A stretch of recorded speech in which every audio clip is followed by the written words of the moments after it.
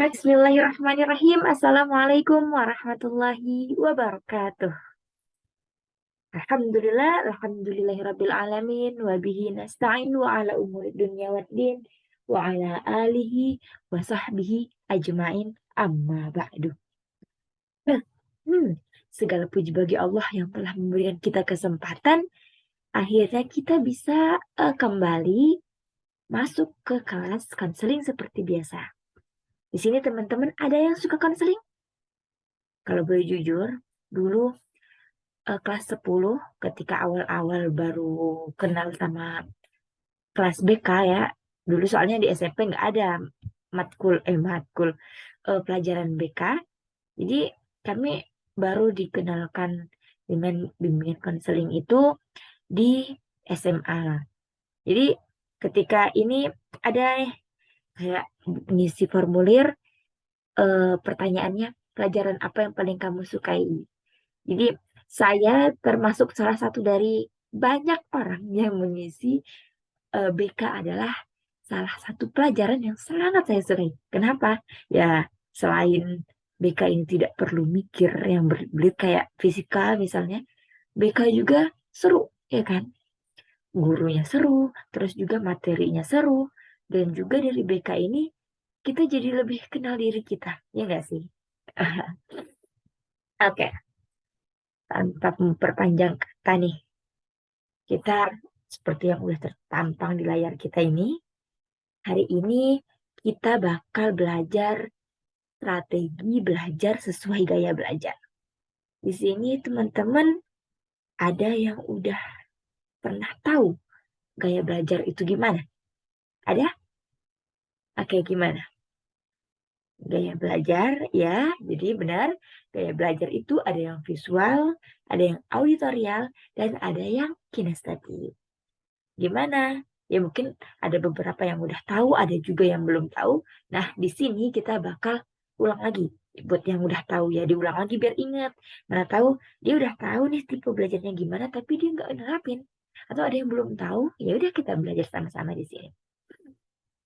Sebelumnya, jadi ini ya disimak benar-benar karena nanti di akhir kita bakal eh, saya kasih link, kita bakal ngisi kayak kuis gitu ya untuk ngetes gimana sih gaya belajar kita.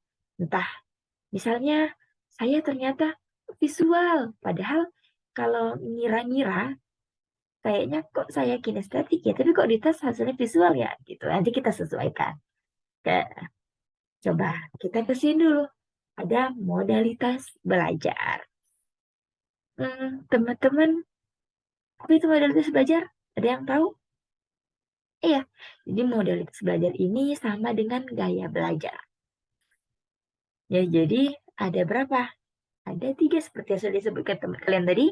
Ini ada visual, ada auditorial, dan ada kinestetik. Orang visual itu ciri khasnya dia belajar dengan cara melihat. Lihat ya, visual.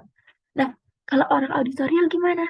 Jadi orang auditorial ini dia belajar dengan cara mendengar. Nah, satu lagi apa? Kinestetik.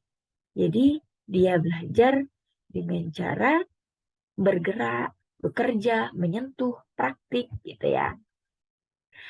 Nah, kemudian ciri khasnya gimana sih?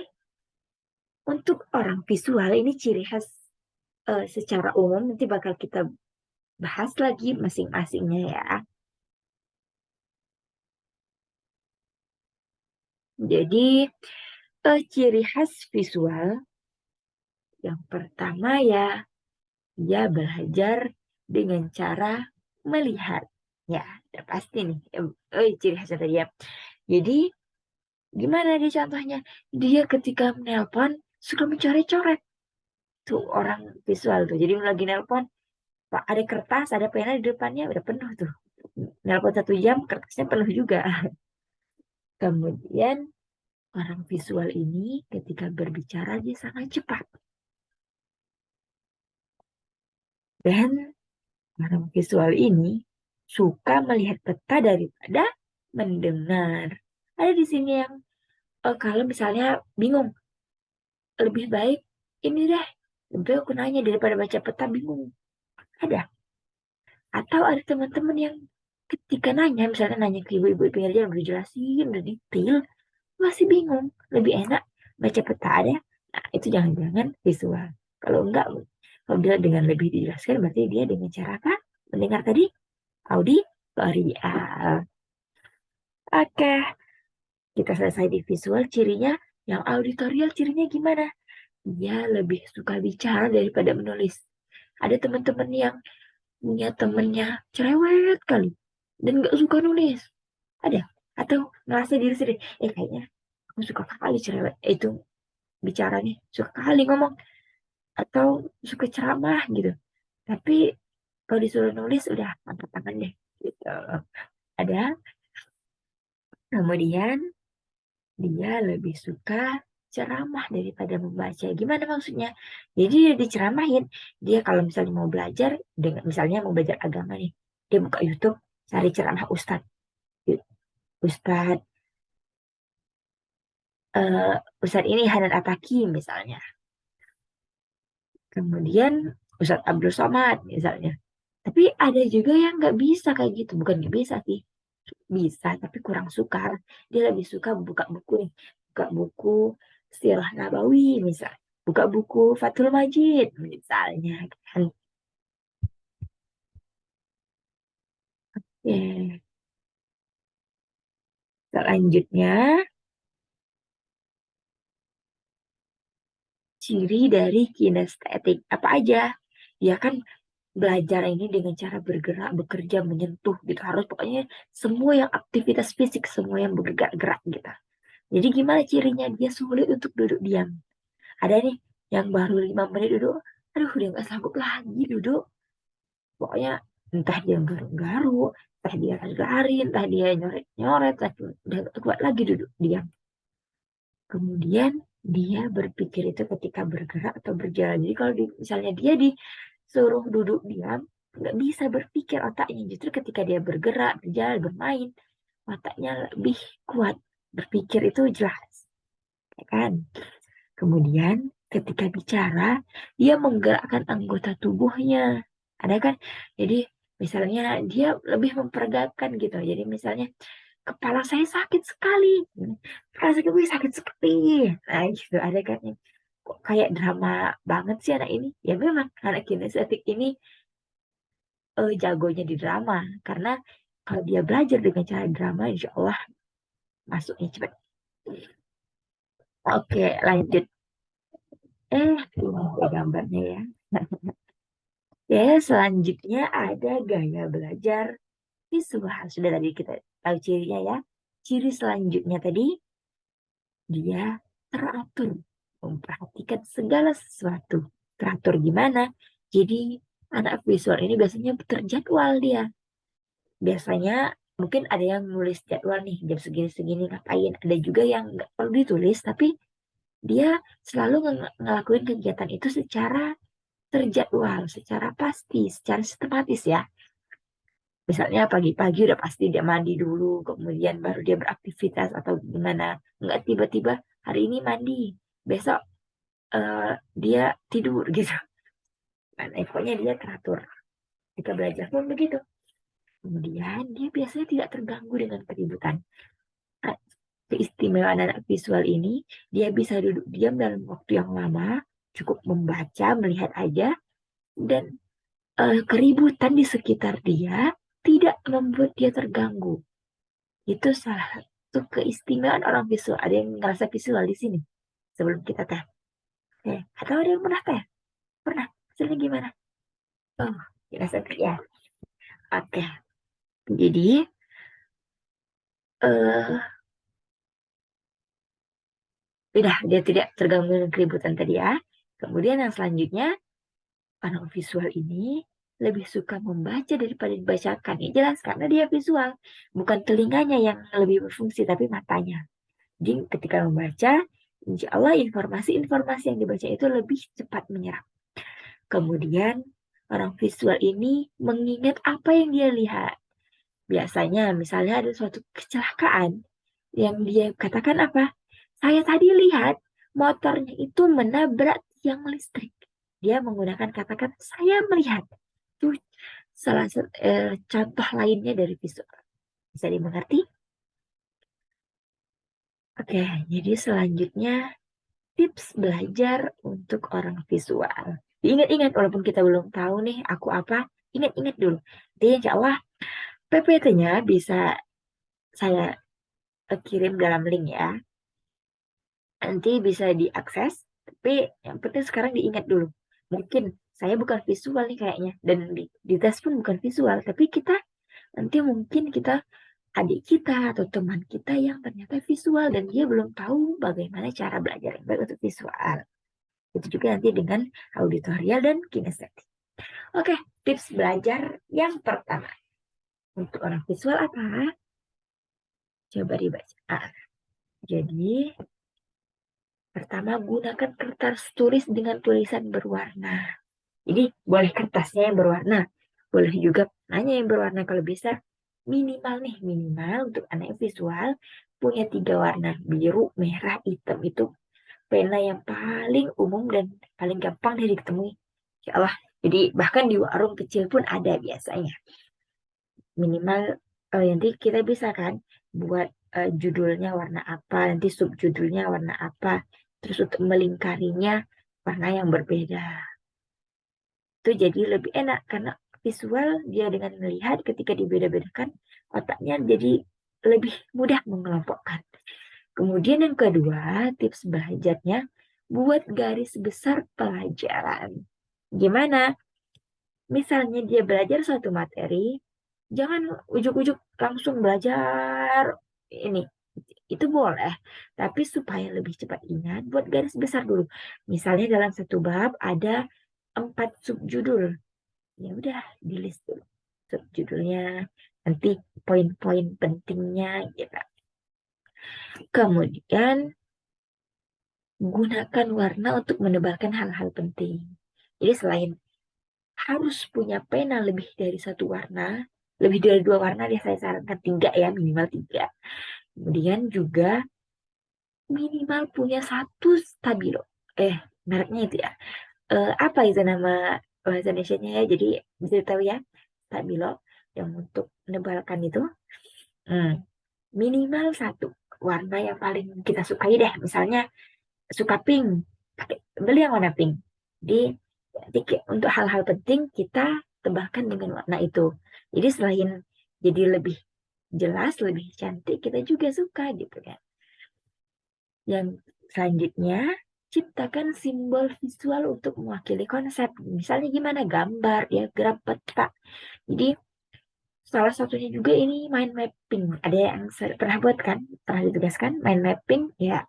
Jadi dengan uh, mengelompokkan kayak gitu dengan diagram, misalnya dengan tabel-tabel, lah lebih enak kita ingat. Dan juga membuat pengelompokan seperti tadi ya, kayak sama halnya dengan buat garis besar pelajaran tadi. Sampai di sini bisa dimengerti kan? Oke, selanjutnya kita masuk ke materi kedua yakni gaya belajar untuk siapa? Auditorial. Auditorial ini mereka-mereka yang belajar menggunakan telinga. Cirinya gimana? Tadi udah ada 2 ciri dan ini ada beberapa ciri lagi. Apa yang pertama? Perhatiannya mudah terpecah. Nanti coba kita lihat ke poin terakhir, mudah terganggu dengan keributan. Bisa dilihat ya, perhatian mudah terpecah dan mudah terganggu dengan keributan ini sebenarnya satu berhubungan gitu ya. Jadi ketika ada keributan, beda dengan visual tadi, juga ada ribut tapi dia lagi asik baca, nggak ngaruh. Tapi kalau bagi auditorial, jangan, nggak perlu ribut deh. Suara apa ya, suara semut lagi ketawa misalnya ada ya? Nggak ada. Nggak, misalnya dia lagi belajar di kamar, kemudian ibunya di depan ngobrol sama tetangganya, kedengaran sampai kamar. Kira-kira itu ganggu auditorial nggak? Ganggu banget. Apalagi ceritanya itu jelas. percakapan mereka itu jelas. Jadi si auditorial ini bukannya mau nguping, tapi telinganya sangat aktif.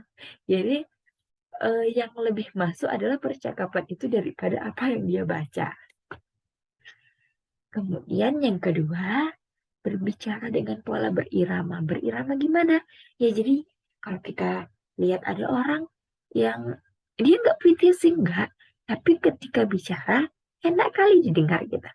Jadi misalnya dia bicara, nggak nada tinggi terus tiba-tiba rendah gitu. Dia bisa menempatkan sesuatu gitu. Misalnya ketika dia memerintah, dia menggunakan nada yang bagaimana. Itu berirama. Karena kenapa? Karena auditorial ini dengan mendengar, jadi mereka cinta dengan sesuatu yang dia dengarkan. Gitu. Kemudian, ciri selanjutnya adalah mereka belajar dengan mendengarkan. Udah pasti ya, ciri khasnya tadi. Kemudian selanjutnya bibir bergerak saat membaca atau berbicara. Kita tahu kalau anak visual, dia membaca cukup duduk diam. Kan? Kalau anak auditorial, dia bergerak saat membaca atau berbicara. Gimana bergeraknya bibirnya? Sering kan kita lihat, misalnya ada guru nih, sebelum mulai pelajaran, kalian baca halaman 1 dan 2 di bab 5 misalnya. Ada yang duduk diam, gitu, baca. Ada juga yang komat kamit. Kayak ngapain gitu, kayak baca mantra. Padahal dia lagi baca ya. Karena dia mau mendengarkan apa yang dia baca. Itu sebenarnya bagus sekali untuk anak auditorial. Dia mendengarkan apa yang dia baca. Kenapa? Bagus jika dia membaca dengan suara yang kuat. Selagi tidak mengganggu teman lainnya ya. Kemudian, dia berdialog secara internal dan eksternal. Maksudnya gimana? Jadi, anak auditorial ini, jadi jangan heran misalnya anak auditorial sering ngomong sendiri. Karena kenapa? Mereka berdialog dengan diri mereka sendiri secara internal dan secara eksternal. Mereka juga suka sekali berbicara dengan teman-teman lainnya. Oke, jadi sudah terganggu dengan keributan ya. Itulah yang membuatnya perhatiannya mudah terpecah. Kemudian tips belajar. Untuk anak auditorial, gimana sih belajar yang paling baik untuk mereka? Yang pertama, gunakan pengulangan. Jadi, menyebut lagi apa-apa yang sudah dihafal atau dipelajari. Bukan cuma dibaca ya, disebut. Misalnya, dia menghafal surah Al-Fil ayat 1. Alam taro kaifa fa'ala rabbuka bi ashabil fil misalnya. Nggak cukup dibaca, jadi dia harus diulang, disebutkan lagi. Supaya apa? Supaya telinganya mendengarkan apa yang disebutkan.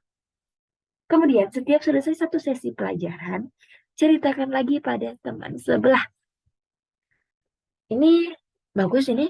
Jadi misalnya baru selesai pelajaran tentang eh tentang apa ini?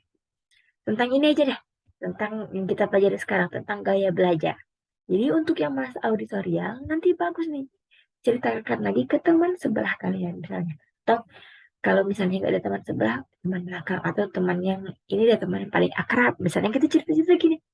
Oh, jadi gini wah. Gaya belajar itu ada 3, apa aja? Ada visual, auditorial, kinestetik, gitu-gitu. Diceritain. Mau dicerita aja.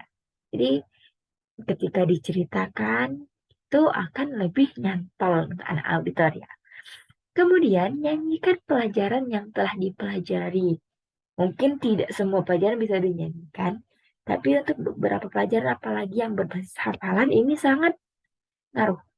Contohnya, misalnya ditugaskan untuk ngafal syairnya Imam Syafi'i yang bercerita tentang sulitnya beliau menghafal. Dia ngadu nih ke gurunya, ya kan?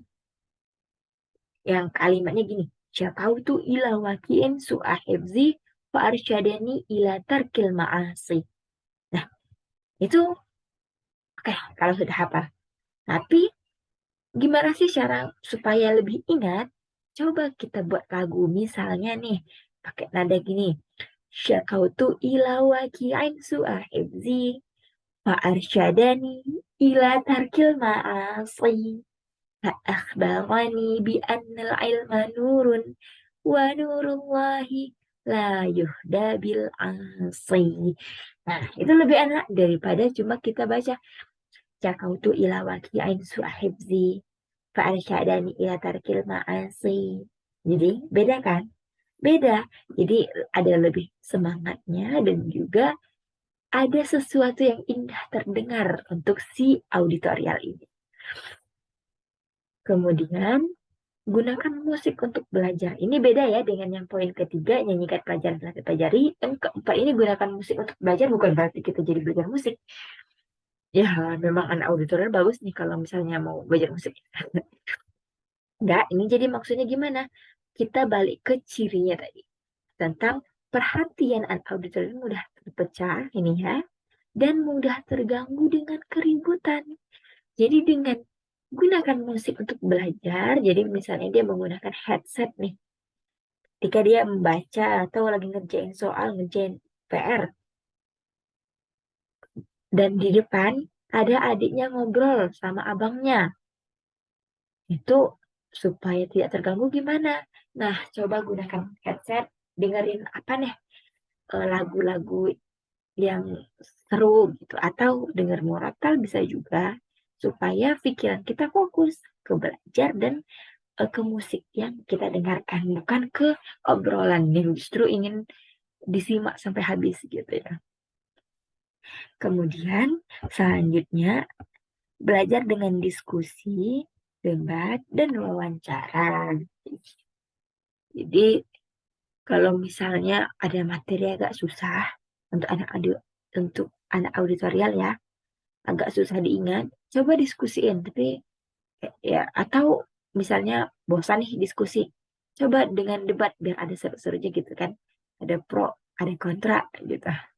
Atau wawancara, pura-pura wawancara, atau wawancara beneran deh ke uh, objeknya gitu. Kemudian yang terakhir membaca materi pelajaran dengan keras. Tadi supaya dia mendengar lagi apa yang dia baca. Jadi sampai sini bisa dimengerti anak auditorial. Seru juga ya kira-kira. Ada yang udah belajar dua nih, visual auditorial, dia udah ngerasa. Atau udah belajar dua ini tapi ngerasa kayaknya aku bukan dua-duanya ada. Nah, siapa tahu nanti si kinestetik, iya kan? Oke, belajar dua nih. Ada nggak sih yang tiba-tiba kepikiran, aduh, kapan nih malam? Nggak sabar pengen mempraktekin nanti di rumah gitu. Jadi kita sebenarnya nggak cukup di rumah aja kita praktekin sih, bisa di sekolah juga. Tapi nanti, yuk selanjutnya dulu. Selanjutnya tentang si kinestetik. Cirinya tadi ada tiga, terus kita tambahkan lagi. Karena kinestetik ini banyak gerak. Biasanya anak kinestetik suka olahraga.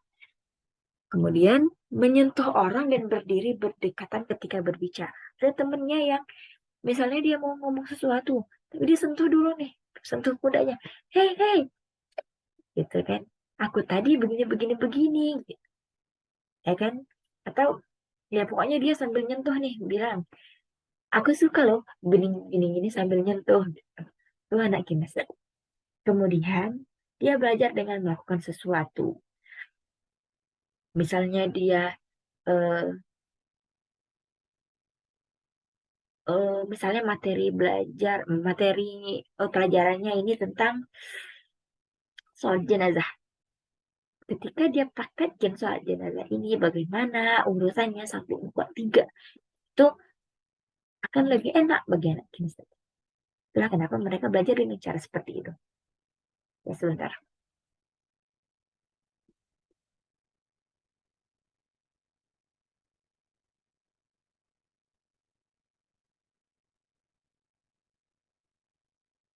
Oke, selanjutnya, nah ini ciri yang satu lagi yang bisa kita bandingkan dengan visual dan auditorial.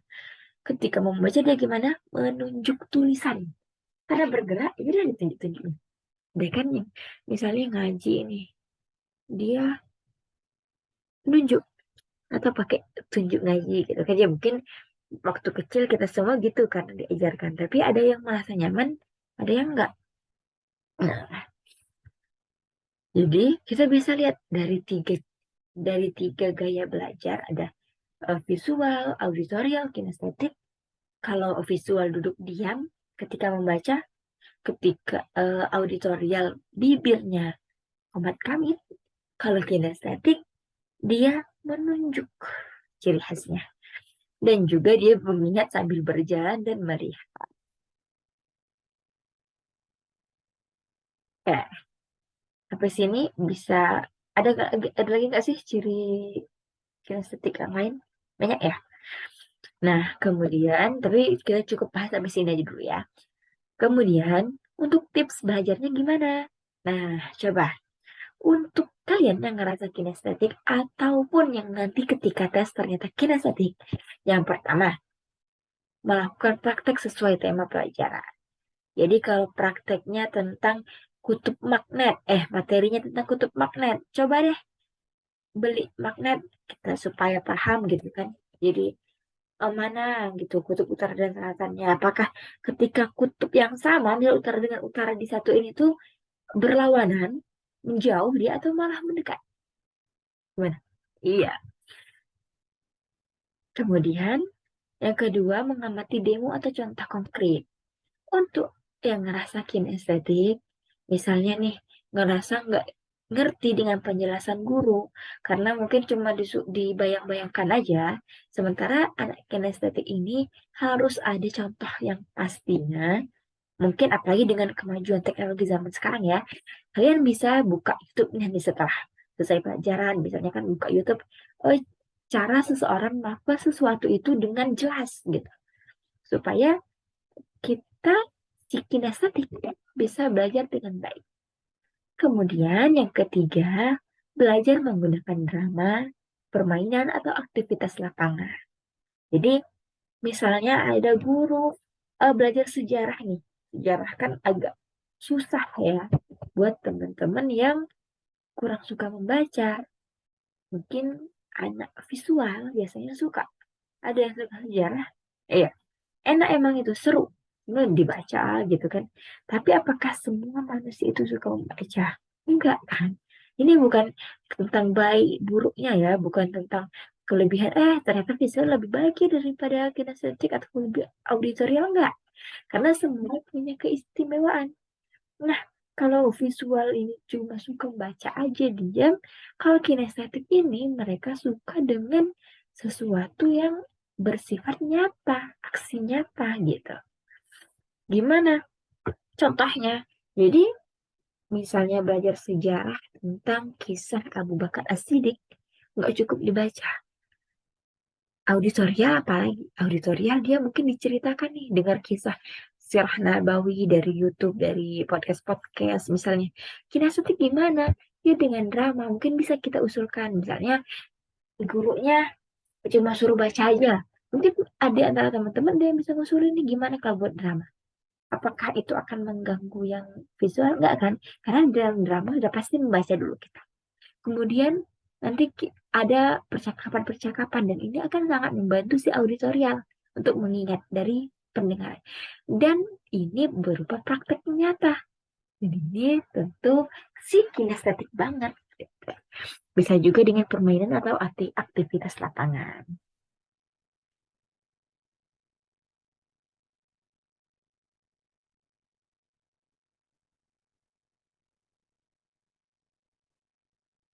Oke, selanjutnya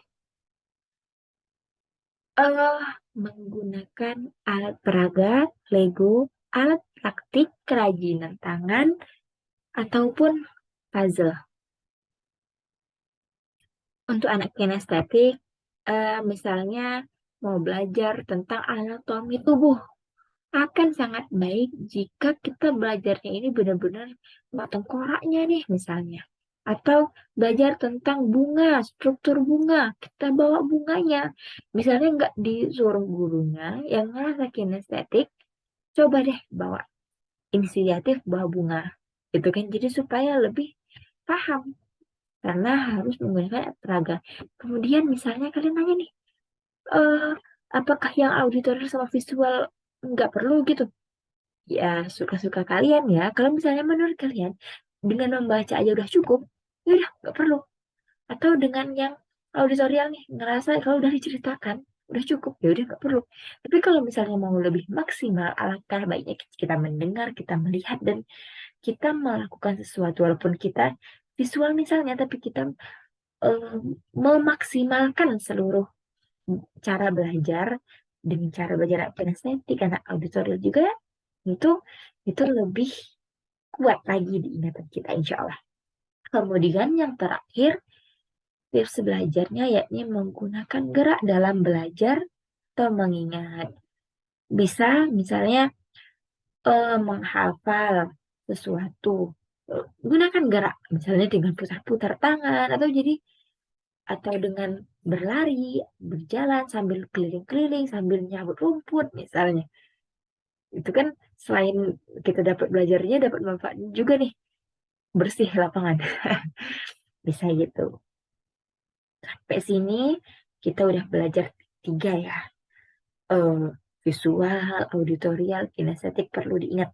Ya, mungkin ini bukan pelajaran wajib kayak matematika yang bakal dites nanti waktu SBM. Enggak. Tapi ini penting. Penting apa? Ya supaya nanti ini kita memudahkan kita untuk belajar pelajaran yang akan dipelajari waktu SBM misalnya. Oke, selanjutnya ada segmen untuk kalian, yakni seperti yang sudah saya jelaskan tadi, untuk mengetahui apa tipe gaya belajar kita sih. Nah, bisa dicek di sini. Nanti ada linknya ya, saya kirim. Bisa dicek. Saya kasih waktu eh, 5 menit ya. 5 menit untuk mengerjakan. Dan nanti yang sudah silahkan angkat tangannya. Sekaligus saya absen.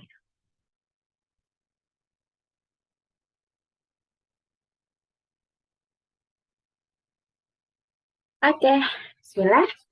Sudah selesai semua ya. Alhamdulillah, sudah tahu semua.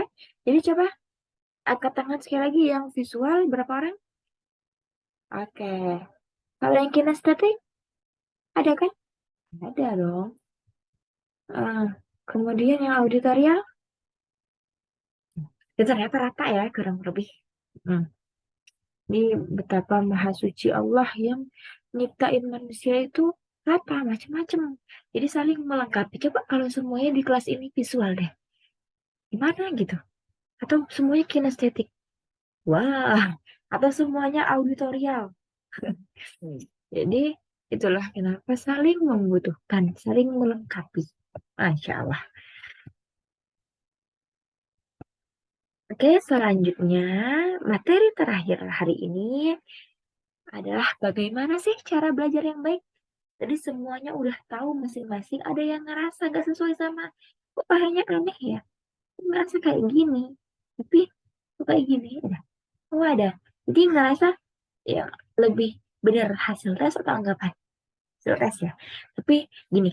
Jadi misalnya nih teman-teman ngerasa hasil tesnya nggak sesuai dengan aku. Bisa nanti pulang cari di Google. Banyak kali nanti tes gaya belajar. Muncul, muncul macam-macam linknya. Nanti bisa teman-teman coba. Oke? Nah, jadi lanjut kita ke materi ini. Bagaimana sih cara belajar yang baik? Yang pertama, kita udah berhasil melewati tahap ini. Gimana? Kenali tipe belajarmu. Ya, karena kita harus tahu dulu sebelum belajar, nggak bisa belajar. Gitu.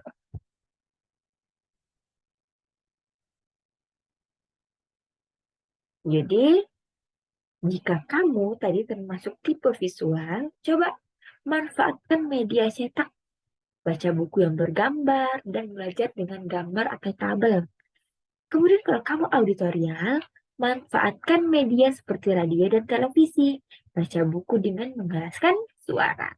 Dan kalau kamu kinestetik, coba deh peragakan apa yang kamu pelajari menggunakan gerak tubuh dengan melakukan percobaan. Bisa diingat ya. Kemudian yang selanjutnya, membangun motivasi dalam diri sendiri. Karena kenapa? Karena dengan motivasi diri lebih besar pengaruhnya untuk mencapai kesuksesan. Motivasi itu gimana sih? Bukan tentang ya semangat gitu. Bukan. Motivasi ini gimana sih kita pengen, kenapa sih kita pengen belajar gitu. Kemudian yang ketiga, belajar rutin setiap hari. Jadi dengan mengulang setiap materi yang baru dipelajari di sekolah akan mempermudah kita mengingatnya. Kemudian yang selanjutnya, siapkan kondisi fisik. Belajar dalam keadaan tubuh fit atau sehat. Jangan terlalu beraktivitas yang menguras tenaga. Kemudian yang kelima, pilih kondisi sosial yang kondusif. Jadi apabila fasilitas dalam belajar lengkap akan berpengaruh pada keberhasilan belajar. Dan yang terakhir gimana? Lingkungan fisik yang memadai. Jadi apabila kita belajar di lingkungan yang sangat ramai, maka kita akan kesulitan dalam menyerap materi. Misalnya kita jalan-jalan nih ke pasar, pengen belajar, bisa nggak sih? Nah, jadi kalau kita ke pasar ya udah fokus belanja aja, fokus cari yang kita cari aja. Nanti baru sampai rumah atau cari tempat yang tenang, ke masjid misalnya, baru mulai belajar gitu. Oke, sekian. Ini ada sebuah kutipan dari Wilson Kennedy. Cara termudah jadi pandai adalah belajar dari hal terbodoh yang pernah kamu lakukan. Nah, saya yakin kalian semua paham ini maksudnya, tapi untuk tugas minggu depan. Jadi setiap dari kalian harus tafsirin menurut kalian masing-masing, nggak boleh sama ya. Tafsirin menurut kalian masing-masing tentang kalimat ini sebelum kita lanjut ke materi selanjutnya. Oke, ya, terima kasih. Selamat beristirahat ya, istirahat. Semoga bisa dipraktekkan nantinya. Terima kasih. Semangat, semangat ya. Walaupun sering nih kita dengar mau satu dunia pun bilang semangat, kalau lagi capek ya capek gitu. Nah, kenapa? Jangan lupa tumbuhkan motivasi supaya apa? Supaya walaupun lagi capek kita tetap punya motivasi. Ya udah, sekarang lagi capek nih, istirahat dulu. Ya udah istirahat. Kemudian, jangan istirahatnya berlarut-larut. Istirahat secukupnya, kemudian kembali bangun. Semangat lagi. Karena kenapa? Karena kita jelas punya motivasi. Misalnya yang satu, aku pengen nanti jadi pengusaha sukses. Emang cukup pengusaha sukses pengen-pengen bang? Enggak kan? Ya udah, nikmati masa-masa gagal gitu. Atau ya cari modal, atau yang misalnya memang udah kayak 7 turunan gitu. Emang udah pasti dia lancar-lancar aja, enggak kan? Ya mungkin ada beberapa kelebihan deh, keistimewaan beberapa orang gitu. Jadi ya memangnya hidupnya rasanya lurus-lurus aja bagi kita. Kita nggak tahu gimana dalamnya. Oke, cukup. Jadi tadi saya nggak jadi tutup-tutup. Terima kasih. Wassalamualaikum warahmatullahi wabarakatuh.